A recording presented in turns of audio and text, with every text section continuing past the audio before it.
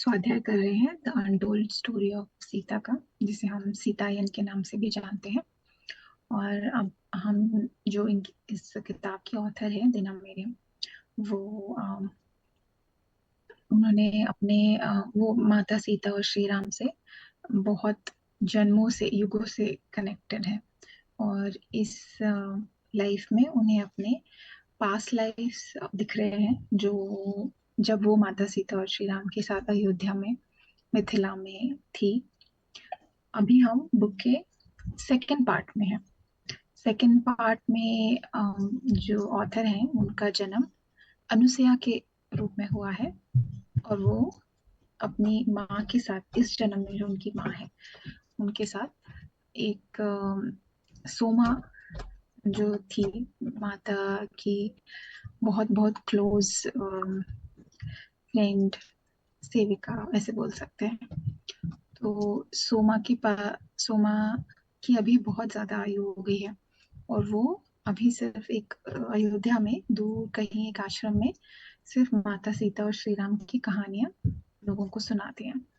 तो अब अभी हम जिस पॉइंट पे हैं किताब में, वहां पे अनुसुईया और उसकी उनकी माँ सोमा से मिल रहे हैं। वो एक आश्रम में रुके हुए हैं, और सोमा हमें माँ के साथ क्या हुआ जब वो वन में थे, श्री राम, माता सीता और लक्ष्मण, उसके उनके बारे में हम अभी देख रहे हैं।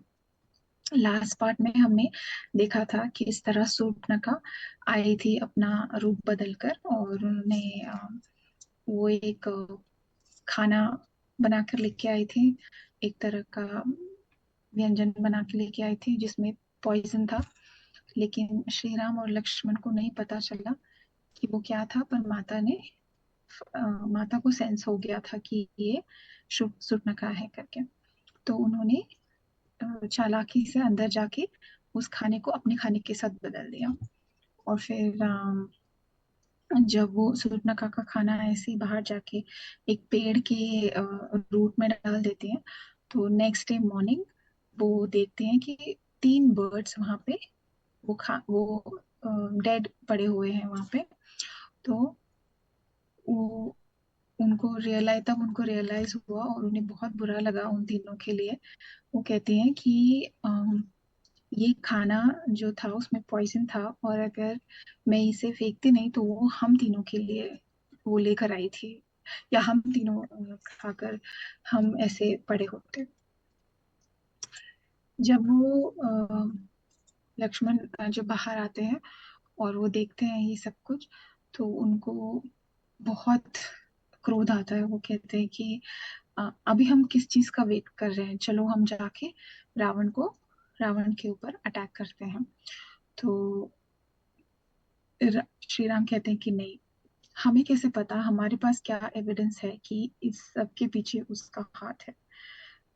तो लक्ष्मण कहते हैं तो आपके कहने का मतलब ये है कि हम बैठ के वेट करते रहे, क्योंकि लक्ष्मण जो है वो बहुत ज्यादा एग्रेसिव, उनका गुस्सा जो है, एंगर जो है वो बाहर आ जाता है बहुत जल्दी। लेकिन श्री राम जो है वो बहुत शांत है, और वो हर चीज को सोच समझ के करने में यकीन करते हैं।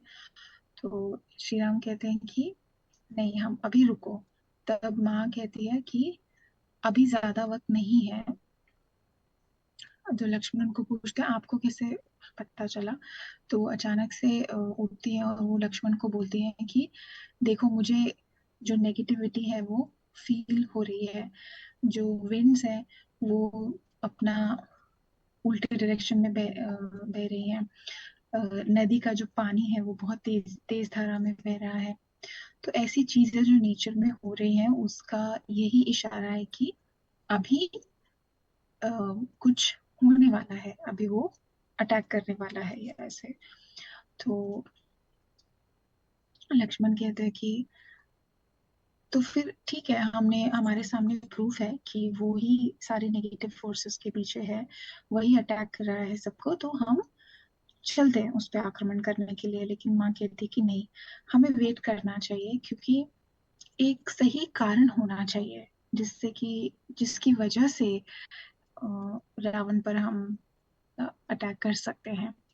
और सिर्फ रावण ही नहीं, जो भी नेगेटिव फोर्सेस हैं जिसकी वजह से पृथ्वी माँ को इतनी तकलीफ हो रही है, इतनी पीड़ा हो रही है, सबको हमें खत्म करना है।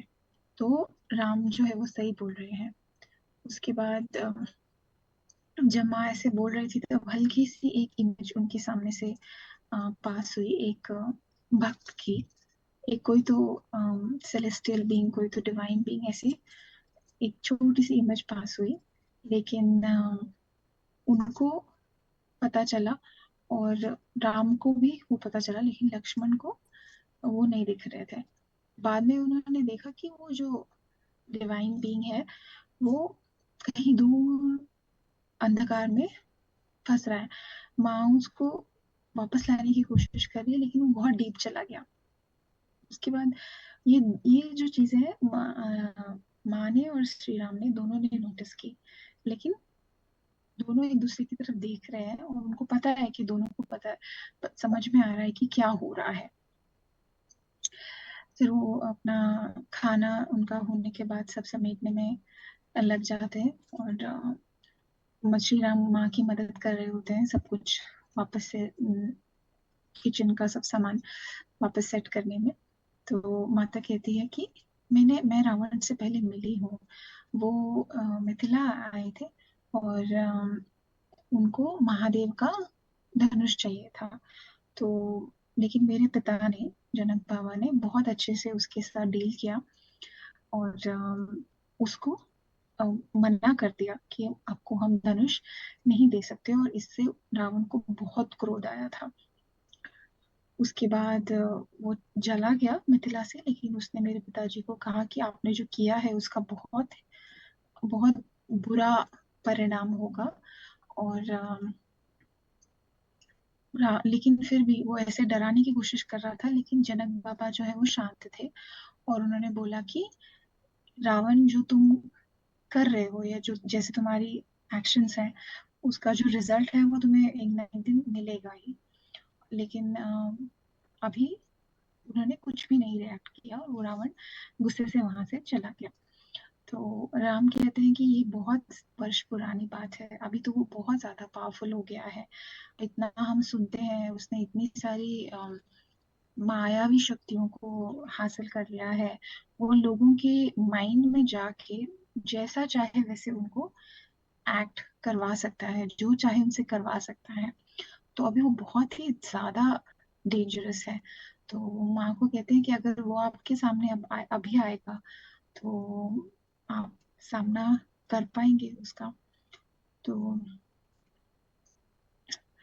माँ माँ ऐसी सोच में पड़ जाती है कि क्या क्या बोलूं मैं। इतना ये जो प्रश्न श्री राम ने उनको पूछा था तो वो सोच रही है। फिर माँ कहती है कि जब भी मेरे पिता ने रावण के साथ जब भी वो कुछ बात कर रहे थे तो वो हमेशा चाहते थे कि मैं उनके साथ रहूं। तो पता नहीं क्यों, लेकिन ऐसा उनका, ऐसी उनकी इच्छा थी, वो हमेशा मुझे अपने साथ रखते थे।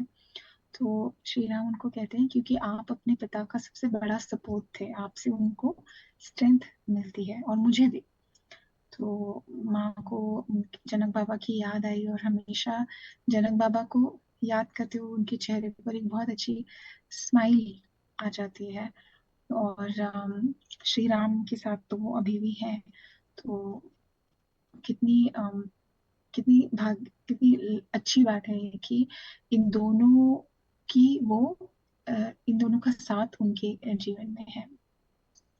बाद में ये लोग सोने चले जाते हैं, और फिर लेकिन श्री राम तो चले जाते हैं सोने के लिए, लेकिन माँ नहीं सो पाती क्योंकि उनके दिमाग में अभी भी वो सब कुछ चल रहा है कि रावण किस तरह से जनक बाबा को डरा धमका के गया था। और फिर कैसे उसने बोला था जनक बाबा को कि आपको बहुत हैवी प्राइस इसकी देनी पड़ेगी। उसकी जनक बाबा उन्होंने जनक बाबा ने कहा था कि मुझे रावण से कोई प्रॉब्लम नहीं है, लेकिन जिस तरह से जितना अहंकार उसके अंदर है, नेचर के अगेंस्ट वो काम कर रहा है, सारे देवताओं के अगेंस्ट वो है। तो ये महादेव की बहुत तपस्या करने के बाद उसे बहुत बड़े वरदान और बहुत सारे बहुत सारी बहुत सिद्धियां मिली है, लेकिन उसको जब उसे उनका सही इस्तेमाल करना चाहिए, वो उसका गलत इस्तेमाल कर रहा है।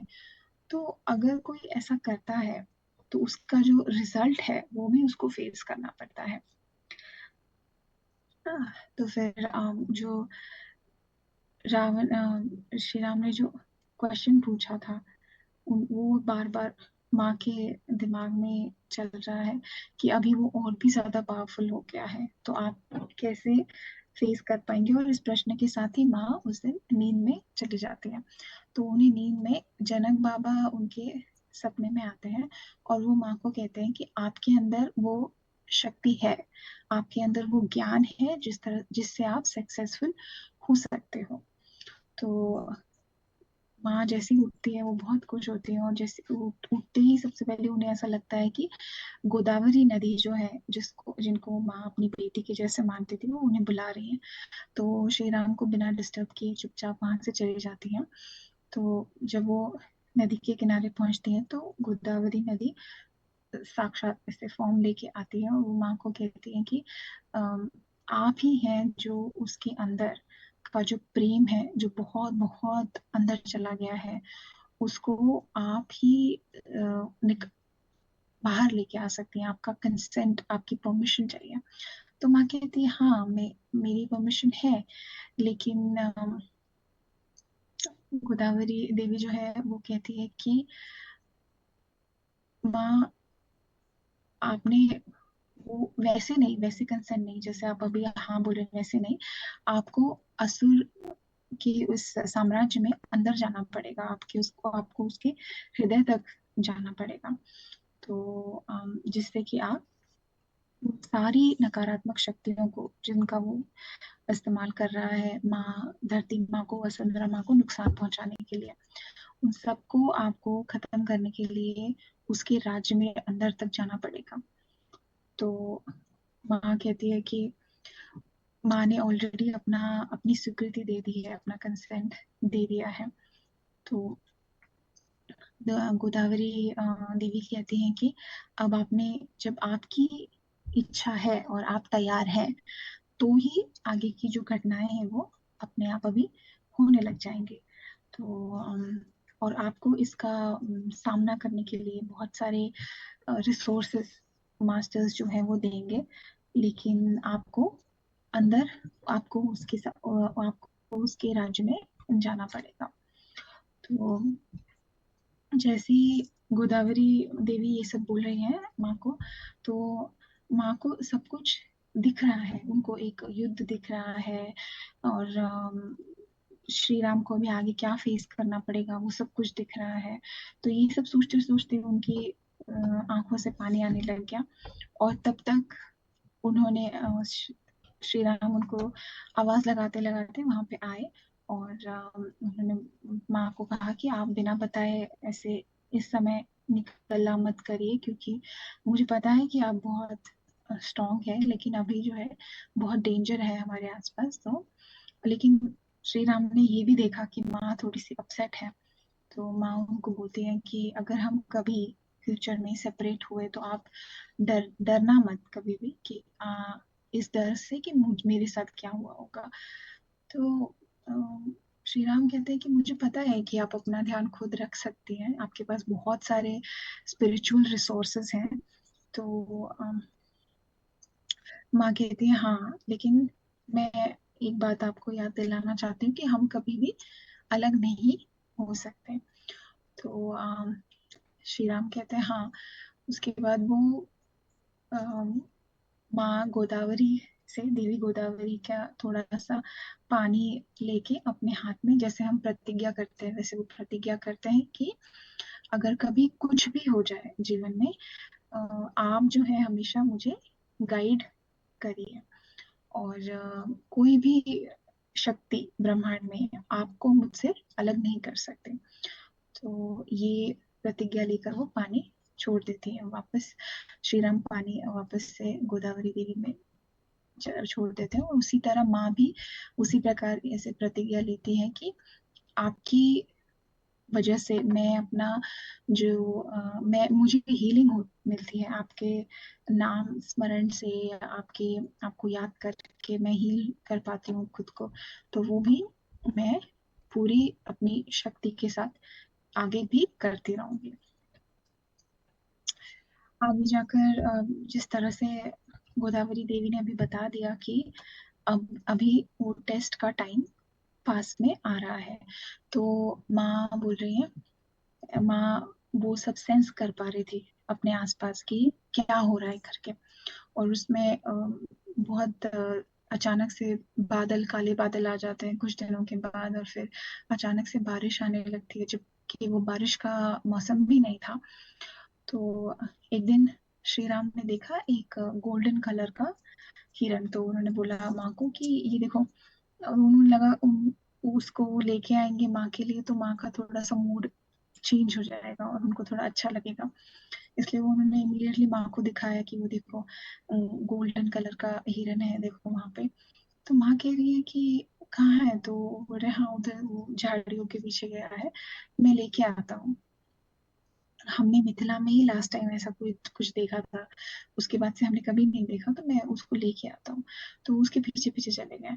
फिर लक्ष्मण, माँ उनके साथ जाना चाहती थी, उनके पीछे जाना चाहती थी, वो बोलना चाहती थी, पर उनके मुंह से आवाज ही नहीं आई, और ना ही उनके पैर मूव हो रहे थे, क्योंकि उन्हें सेंस हो गया था कि ये कुछ तो मायावी चल रहा है उनके आसपास। उसके बाद लक्ष्मण बाहर आते हैं, तो वो देखते हैं माँ इतनी परेशान है, पूछते हैं क्या हुआ, राम कहाँ है, तो वो बोल रही है कि वो उस हिरन के पीछे गए हैं, पर अभी तक आए नहीं, तो मुझे थोड़ी सी चिंता हो रही है। तो दोनों भी, माँ सीता और लक्ष्मण दोनों परेशान हो गए। फिर उन्हें आवाज सुनाई दी श्री राम की, तो ऐसे लग रहा था जैसे वो पेन में है। तो फिर से लक्ष्मण कहते हैं माँ को कि आप रुकिए, मैं जाके आता हूँ। लेकिन माँ उनके साथ भी जाना चाहती थी पीछे पीछे श्री राम को। फिर उनकी आवाज बंद हो गई और उनके पैर चलना रुक गए। तो लक्ष्मण भी चले गए, और उसके बाद वो अपनी कुटिया में वापस चली गई। और वहां पे आते हैं रावण, जो एक साधु के भेष में आया है वहां पे अन्न मांगने के लिए। लेकिन माँ कभी भी किसी को खाने के लिए कभी मना नहीं करती। और आज भी नहीं, माँ को पता है कि वो रावण है साधु के भेष में, लेकिन फिर भी वो मना नहीं करती, वो थोड़े फ्रूट्स लेके बाहर आती है। तो जैसे कि देवी गोदावरी ने बोला कि ठीक है, आपको अकेले ही उसको फेस करना पड़ेगा, और यही वो कंसेंट है, यही वो इच्छा है जो माँ ने बोली कि हाँ मैं परमिशन दे रही हूँ। तो उसकी वजह से ही ये सारी घटनाएं जो है वो हो रही है। माँ को थोड़ा सा होप था कि जो मैं करने जा रही हूँ उससे सब कुछ ठीक हो जाएगा। माँ, धरती माँ की, वसुंधरा माँ की हालत, नेचर जो है वो बेटर हो जाएगा, अभी सब कुछ सही हो जाएगा। जैसे ही वो बाहर आती है थोड़े फ्रूट्स लेकर, और रावण जो है वो उनको पकड़ लेता है, और माँ जोर जोर से श्री राम का नाम जप रही है। लेकिन जैसे ही रावण ने उनको उनको पकड़ा, जैसे उनके हाथ को ऐसे पकड़ा, तो माता सीता और श्री राम के बीच में जो कनेक्शन था वो टूट गया। तो जिस कनेक्शन की वजह से दोनों एक दूसरे से हमेशा कनेक्टेड रहते थे, उन्हें फिजिकली एक दूसरे के साथ रहने की जरूरत नहीं थी, वो हमेशा एक दूसरे से कनेक्ट रहते थे। तो वो टूट गया। उसके बाद सोमा जो है वो उसकी आंखों से, जो स्टोरी बता रही है, सोमा की आंखों से बहुत पानी आने लग गया। और फिर वो थोड़ी देर अपने ध्यान से बाहर आई। तो मीनाक्षी उनको बोलती है कि आपको थोड़ा रेस्ट चाहिए, और हाँ आप रेस्ट करिए, क्योंकि हमें भी ये सब सुन के उसको थोड़ा समझने के लिए टाइम चाहिए। फिर उसके बाद वो अपने आश्रम चले जाते हैं, और फिर अगले दिन सुबह वापस से आगे की स्टोरी सुनने के लिए आते हैं। तो माँ कहती है अभी इससे पहले वाली रात को तो अनुसुईया बहुत अच्छे से सो पाई थी, लेकिन इस यहाँ तक आने के बाद, कहानी में यहाँ तक आने के बाद उसे बिल्कुल भी अच्छे से नींद नहीं, और वो जानना चाहती थी आगे की, अब आगे क्या होगा इन लोगों के साथ। फिर जो जितना डर रावण की वजह से प्रकृति में फैला हुआ है, और जैसे वो माँ को लेके लेके गया, तो क्या अभी आगे क्या होने वाला है, ये सोच सोच कर सोमा को बिल्कुल भी नींद नहीं आई। फिर उसके बाद सोमा ऐसे सोच रही है कि मेरे अंदर विवाह का डर नहीं है, लेकिन मुझे ऐसा लगता है कि शायद मेरा कनेक्शन माता सीता के साथ, श्री राम के साथ बहुत बहुत पहले का है, और उसको ही फिर से मेरे अंदर जागरूक करने के लिए ये सब हो रहा है कि मैं सोमा से मिली हूँ और सोमा मुझे माँ की कहानी सुना रही है। फिर वो अपनी माँ को ये सब कुछ बताती है, और उसकी माँ बोलती है हाँ मुझे भी ऐसे ही लगता है। उसके बाद वो वापस से आश्रम पहुंचते हैं सोमा के, और वहां से सोमा फिर से कहानी शुरू करती है। तो सोमा कहती है कि रावण को ऐसा लग रहा है कि उसने माँ को भ्रम में डाल के फंसाया है, और वो माँ को लेके जा रहा है, लेकिन एक्चुअल में जो सत्य है वो उल्टा है। वो माँ के माया में, माँ या माँ का, ये माँ का ही प्लान था, और उसमें वो फंस फंस गया है। तो लंका में माँ की एंट्री बहुत जरूरी थी, क्योंकि जब तक वो वहां पे जाएंगी नहीं, एंट्री नहीं करेंगी लंका में, तब तक जो काम करने के लिए माँ ने अवतार लिया है इस पृथ्वी पर वो नहीं हो पाएगा। इसीलिए ये रावण सोच रहा है कि मैंने बहुत बड़ी अचीवमेंट की है, लेकिन एक्चुअल में उल्टा है। और अयोध्या में काफी सारे लोग, सोमा कह रही है, इस चीज को जानते नहीं है। उनको सिर्फ अपने महाराजा के युद्ध में विजय होने की कहानियां पता है, या वो वही सुनना चाहते हैं, लेकिन कोई नहीं सुनना चाहता कि माँ ने कितना बड़ा सेक्रीफाइस दिया हम सब के लिए। तो इस और वही कहानियां मैं सुना रही हूँ। जब माँ अयोध्या वापस भी आ गई थी, सोमा कह रही है, तभी भी उन्होंने किसी को नहीं बताया था कि लंका में क्या हुआ। सिर्फ हनुमान जी को उन्होंने बताया था, जो महादेव के ही अवतार थे। तो महादेव ने हनुमान का अवतार लिया था श्री राम और माता सीता की मदद करने के लिए। और फिर हनुमान माँ से बहुत ही ज्यादा कनेक्टेड थे, माँ उनको अपने बच्चे के जैसा समझते थे। फिर माँ ने तो कभी कुछ नहीं बताया, लेकिन जो भी हुआ, जो सोमा हमें बता रही है, वो हनुमान ने सोमा को बताया है। फिर सोमा कहती है कि मैं अभी आपको और आपकी बेटी को, मतलब अनुसया और उनकी माँ, उनको आपको मैं ये बता रही हूँ, और आप आगे जाके जितने भी लोगों को बता सकते हैं आप बताइए। फिर से सोमा ध्यान में चली जाती है, और वो कहती है कि जब रावण माँ को उसके विमान तक लेके गया, तो माँ ने अपना हाथ ऐसे निकाला उसके हाथ से, और माँ ने उनको पहली बार गुस्सा आया, पहली बार ऐसा कोई फीलिंग माँ को आई गुस्से की, और रावण को वो धमकी देती है कि कभी भी, इसके आगे कभी भी आप तुम मुझे स्पर्श नहीं करोगे, और ठीक है मैं आ रही हूँ तुम्हारे साथ, लेकिन मैं अपनी मर्जी से आ रही हूँ, तुम मुझे ले जा नहीं सकते। और जब वो ऐसा बोल रही थी, तो उनके अंदर एक बहुत बहुत तेज रोशनी, बहुत ज्यादा अग्नि दिख रही थी, जिसकी वजह से रावण बहुत डर गया और वो पीछे हट गया। उसके बाद वो श्री राम को याद करने लग गई। तो जैसे उन्होंने, जब वो दोनों गोदावरी देवी नदी के तट पर बात कर रहे थे, तो वो वही बोल रही थी श्री राम को कि आपके नाम लेने से, आपको याद करने से मेरा जो है, मैं मुझे हीलिंग मिलती है, और मेरे अंदर का तूफान थम जाता है, काम हो जाती हूँ मैं एकदम। तो वही वही होने लगा। पर उनको इस बात पे गुस्सा आ रहा था कि अब श्री राम उनको ढूंढते ढूंढते जब वापस से कुटिया में आएंगे, और उनको वहां पे वो नहीं मिलेंगे, तो उन्हें बहुत बहुत मतलब कैसा वो फील करेंगे, ये सोचकर उन्हें ये गुस्से का एक्सपीरियंस हो रहा था। उसके बाद जब हाँ रावण को ले जाने की तैयारी करने लगा तो वहां पे जटायु आया और उसने रावण के साथ युद्ध किया, लेकिन लेकिन रावण ने उसको उसके पर काट दिए और इतना इतना पीड़ा में वो था। तो वो सारी पीड़ा माँ सहन कर पा रही थी, माँ समझ पा रही थी। लेकिन वहां पे फिर वो बोलती है कि जब माता भी रोने लग जाती है उस पेन में, तो वायुदेव वहां पे आते हैं और वो माँ को कहते हैं कि ये आपका सबसे पहला नुकसान है, लेकिन और भी बहुत सारे सेक्रीफाइसेस होंगे आगे जाके, तो आप हिम्मत रखिए। और ये सब कुछ देखते हुए माँ अपने आप को संभालते हुए वहां पे खड़ी है और सबका सामना कर रही है। उसके बाद वो लोग लंका में आते हैं।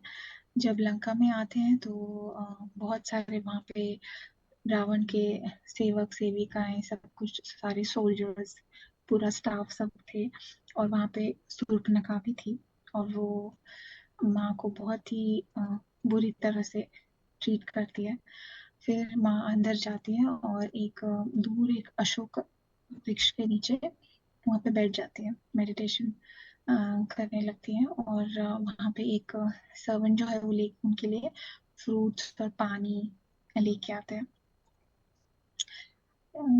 वो लेती तो नहीं, वो मेडिटेशन में बहुत ज्यादा डीप चली जाती है और वो अपना जो कनेक्शन है श्री राम के साथ वो दोबारा से सेट करने की कोशिश कर रही हैं। यहाँ तक बाकी जो उनके आसपास जो सब लोग हैं वो सब सोच रहे हैं, वो माँ को देख के सोच रहे हैं कि माँ अभी क्या करने वाली है आगे करके।